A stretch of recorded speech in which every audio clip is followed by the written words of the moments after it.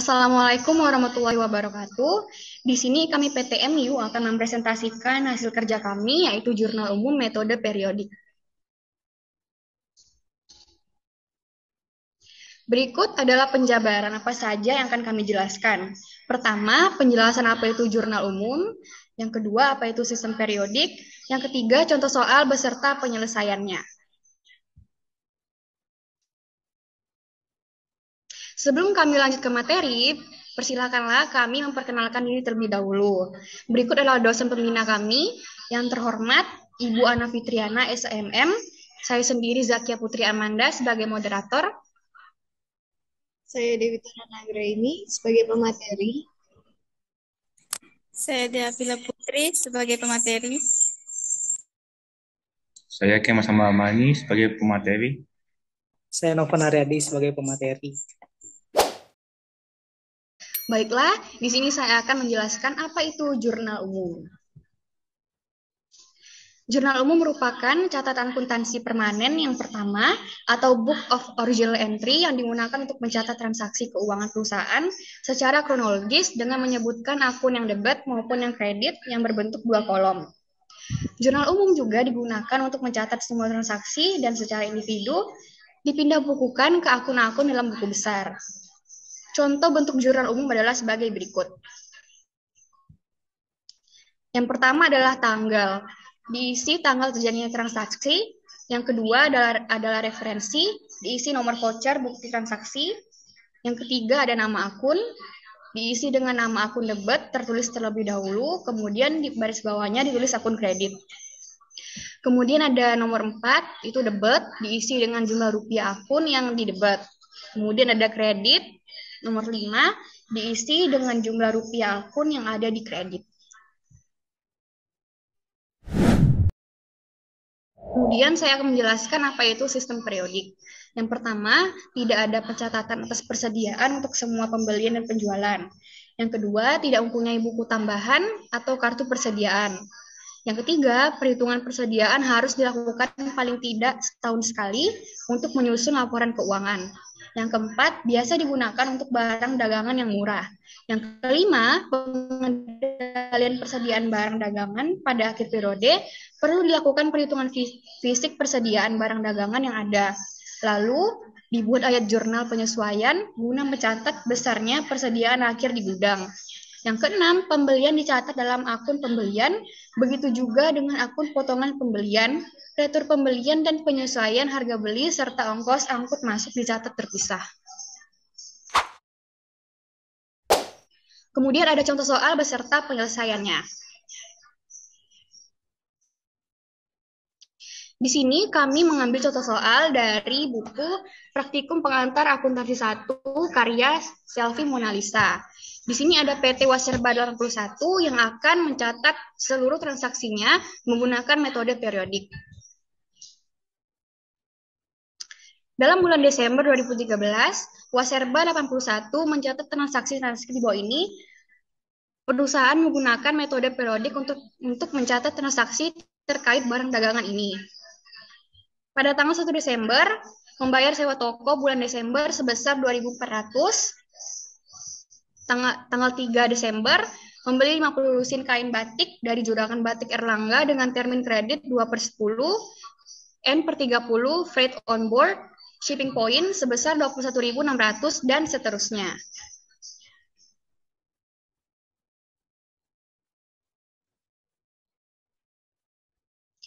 Berikut adalah daftar saldo dari PT Waserba 81 menggunakan metode periodik per 1 Desember 2013 yang akan dijelaskan oleh pemateri selanjutnya. Oke, di sini ada daftar saldo dari PT Waserba 81 menggunakan metode periodik periode 1 Desember 2013. Pertama ada nama akun kas berada di debit sebesar 21.200, lalu piutang dagang berada di debit 51.300, persediaan barang dagang berada di debit 187.200, lalu asuransi dibayar di muka berada di debit 5.600, lalu perlengkapan toko berada di debit sebesar 3.800, peralatan toko berada di debit sebesar 150. 6.500. Ada akumulasi depresiasi peralatan toko berada di kredit sebesar 18.900. Lalu peralatan kantor berada di debit sebesar 60.000.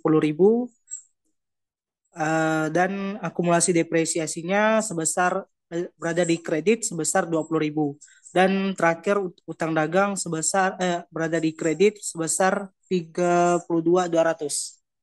Selanjutnya akan dilanjutkan oleh pemateri selanjutnya.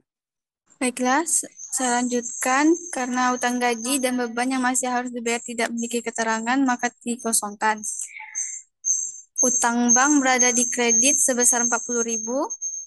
Utang bunga juga tidak memiliki keterangan, maka dikosongkan. Modal saham berada di kredit 50.000.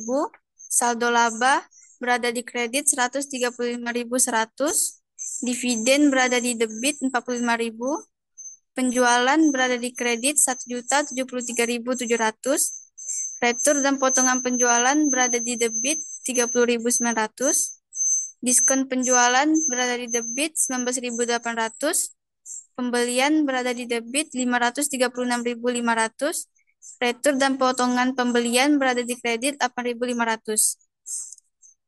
Baiklah, selanjutnya akan dijelaskan oleh pemateri selanjutnya. Oke, untuk akun selanjutnya adalah diskon pembelian berada di kredit sebesar 9.300.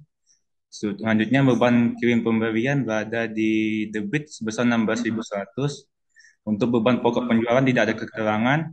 Selanjutnya adalah beban gaji penjualan berada di debit sebesar 111.600.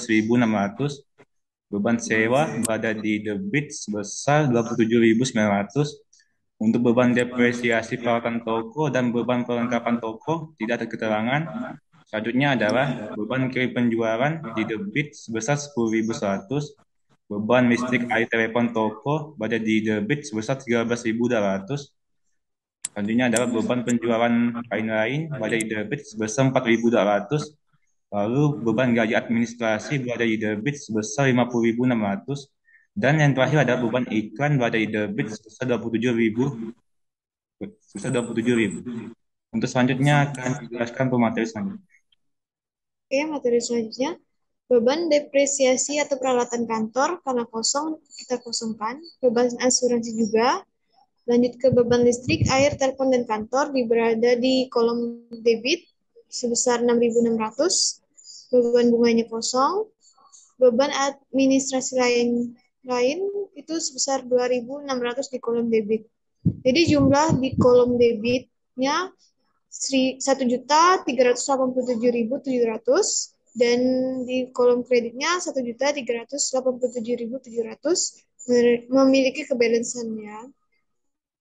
Oke, materi selanjutnya akan dibahas oleh pemateri selanjutnya. Baiklah, kita masuk ke jurnal umum PT Waserba 81 menggunakan metode periodik yang akan dijelaskan oleh materi selanjutnya. Oke, selanjutnya saya akan menjelaskan bagaimana transaksi pada contoh soal masuk ke dalam jurnal umum. Transaksi pertama, tanggal 1 Desember, membayar sewa toko bulan Desember sebesar 2.400. Pertama, kita masukkan akun yang berada di debit, yaitu akun beban sewa, karena beban bertambah jadinya berada di debit dengan nilai sebesar 2.400. Lalu ada akun kas karena melibatkan transaksi pembayaran, jadinya akun kas berkurang dan berada di kredit sebesar 2.400 dengan keterangan membayar sewa toko. Yang kedua, transaksi kedua, tanggal 3 Desember, membeli 50 lusin kain batik dari Juragan Batik Erlangga dengan termin kredit 2/10 N/30 frag on board shipping point sebesar 21.600. Maksud dari 2/10 N/30 ini adalah dalam jangka waktu 10 hari setelah transaksi akan memperoleh potongan 2% dan jatuh tempo pelunasannya adalah 30 hari setelah transaksi.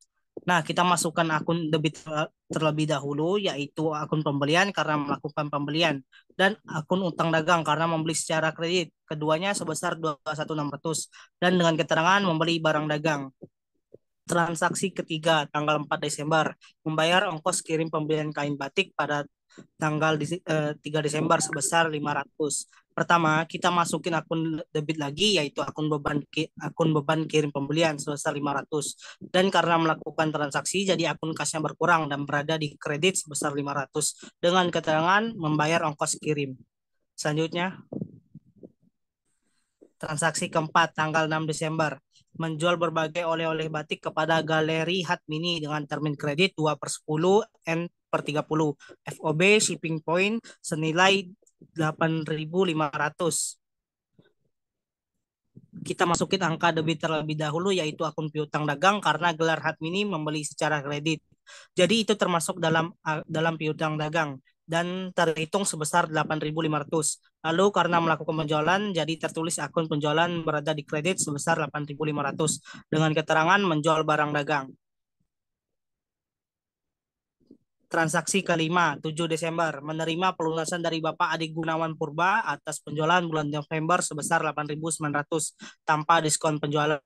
Karena menerima pelunasan, jadi kas kita bertambah dan berada di debit sebesar 8.900 dan piutang dagang dari Bapak Adi Gunawan berkurang atau tidak ada lagi, dan karena berkurang jadi berada di kredit sebesar 8.900 dengan keterangan menerima pelunasan. Transaksi ke-6, 10 Desember, mencatat penjualan tunai tanggal 1 sampai 10 Desember sebesar 27.200. Karena kita melakukan penjualan, jadi kas kita bertambah, jadinya berada di debit sebesar 27.200. Dan karena melakukan penjualan, jadi kita masukin akun penjualan yang berada di kredit sebesar 27.200 dan keterangan mencatat penjualan tunai. Transaksi ke-7, tanggal 12 Desember, melunasi utang pembelian barang tanggal 3 Desember. Kita masukin akun utang dagang karena membayar utang di debit jadi sebesar 21.600. Karena sudah 10 hari setelah melakukan transaksi, jadi kita memperoleh diskon pembelian sebesar 2%. Jadi kita kalikan dengan hutang kita 21.600 dikali 2%, didapatlah 432. Kita tulis di kredit, lalu kita tulis akun kas karena kas kita berkurang untuk pembayaran pelunasan yang berada di kredit sebesar 21.168 dengan keterangan melunasi utang. Nah, transaksi selanjutnya akan dijelaskan oleh pemateri yang lain. Baiklah, selanjutnya akan dijelaskan oleh saya.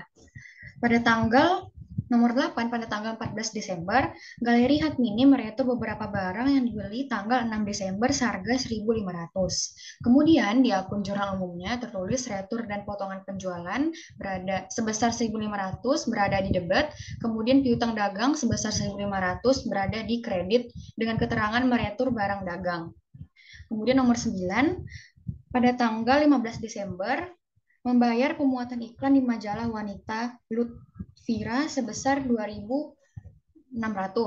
Kemudian di akun jurnal umumnya tertulis beban iklan sebesar 2.600 berada di debit, kemudian kas di BNI-nya berkurang berada di sebesar 2.600 berada di kredit dengan keterangan membayar pemuatan iklan. Kemudian nomor 10, pada tanggal 16 Desember, menerima pelunasan piutang dari Galeri Hatmini.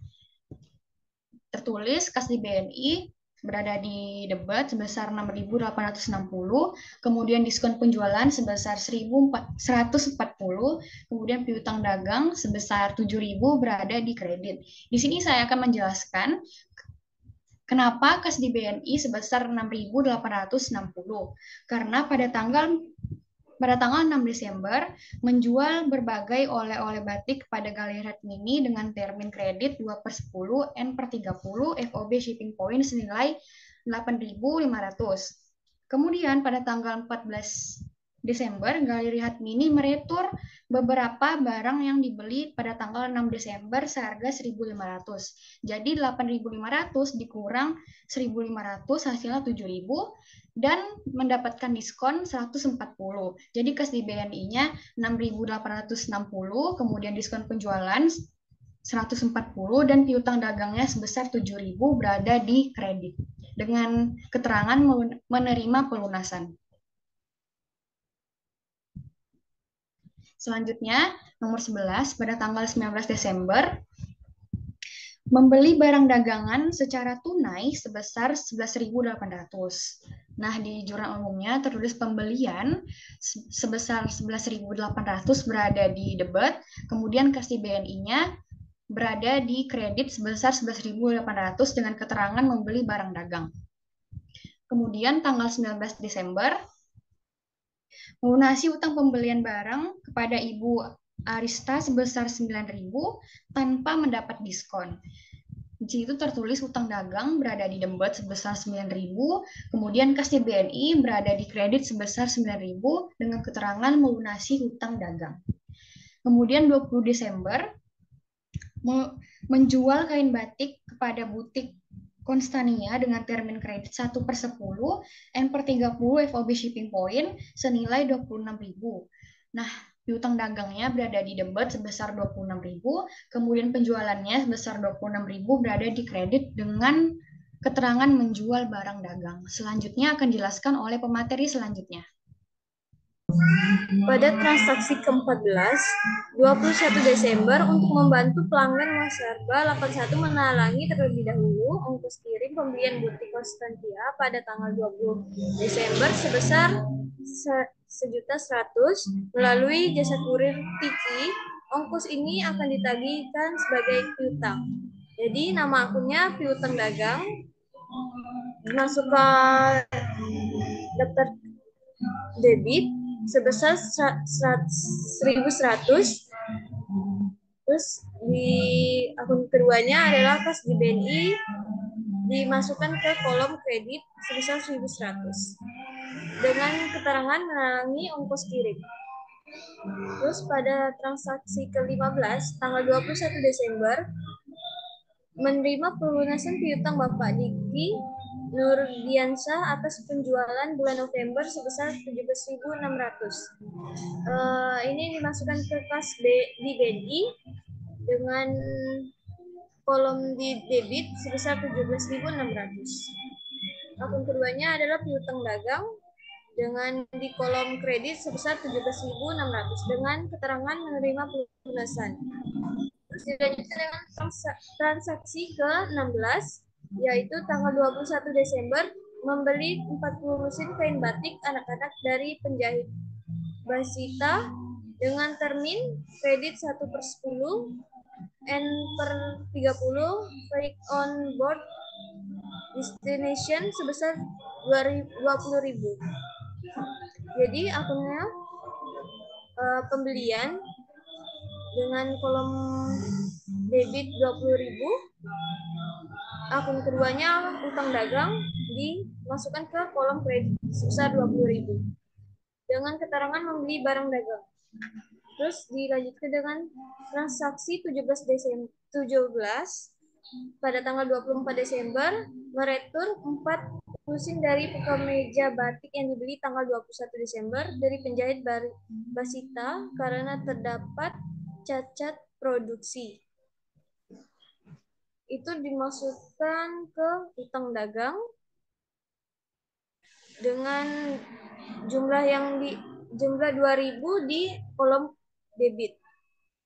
Untuk akun selanjutnya adalah retur dan potongan pembelian dimasukkan ke kolom kredit sebesar 2.000 dengan keterangan meretur barang dagang. Materi selanjutnya akan dibahas oleh teman saya. Oke, transaksi selanjutnya Pak, transaksi ke-18 pada tanggal 26 Desember yaitu menerima returan barang dari Ibu Eveliana, pembeli retail yang sudah membayar tunai sebesar 1.200. Maka dengan nama akun, retur dan potongan penjualan. Karena pereturan termasuk beban, maka bebannya bertambah dan berada di debit sebesar 1.200.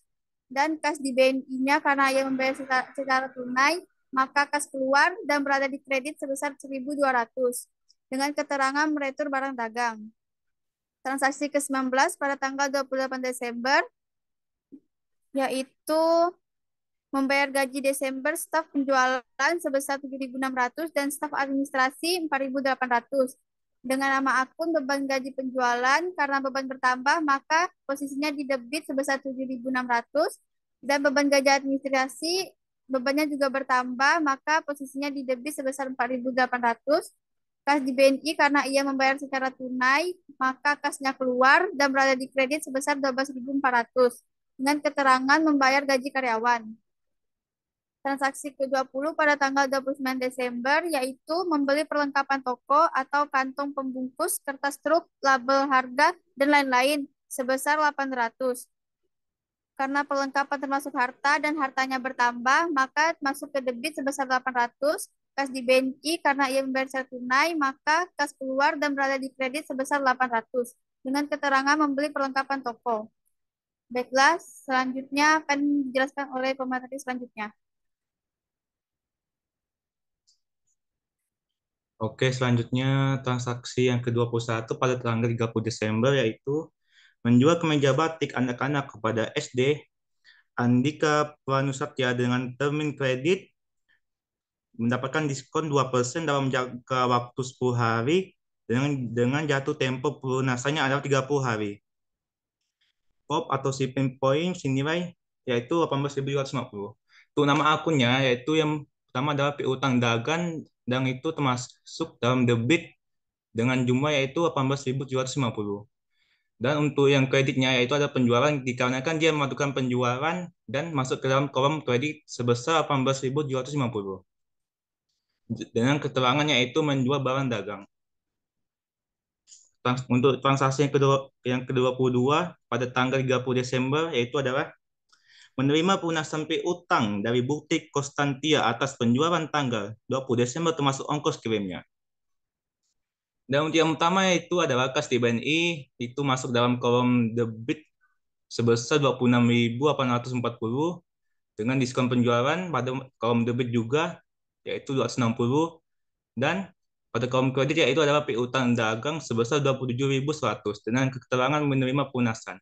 Di sini saya akan menjelaskan mengapa itu termasuk kenapa di dalam kolom debitnya kas di BNI-nya sebesar 26.850. Dikarenakan pada tanggal 20 Desember yaitu uh, dia itu menjual kain batik pada Batik Konstantia dengan termin kredit yaitu 1/10 atau dengan diskon 1 dalam 10 hari dan tenggat yaitu 30 sebesar 26.000. Oke, selanjutnya adalah transaksi yang ke-23 pada tanggal 31 Desember yaitu melunasi utang pemberian kemeja batik anak-anak tanggal 21 Desember kepada penjahit Basita. Untuk nama akun yang pertama adalah utang dagang, itu termasuk dalam akun debit sebesar 18.000.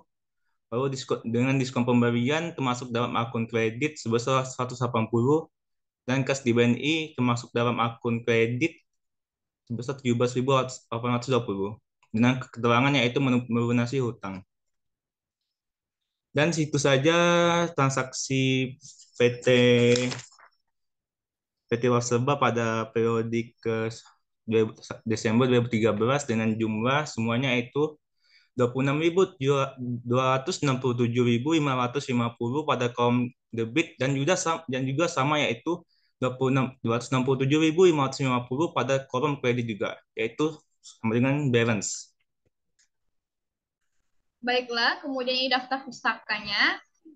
Kami mendapatkan teori mengenai jurnal umum dan sistem periodik dari buku Widya Tama Arif, dasar-dasar akuntansi untuk pemula. Kemudian kami mendapatkan contoh soalnya dari buku Selfie Mona Lisa, Praktikum Pengantar Akuntansi 1. Baiklah, sekian penjelasan mengenai jurnal umum, metode periodik dari kami. Mohon maaf bila ada kekurangan. Terima kasih. Terima kasih. Mohon maaf.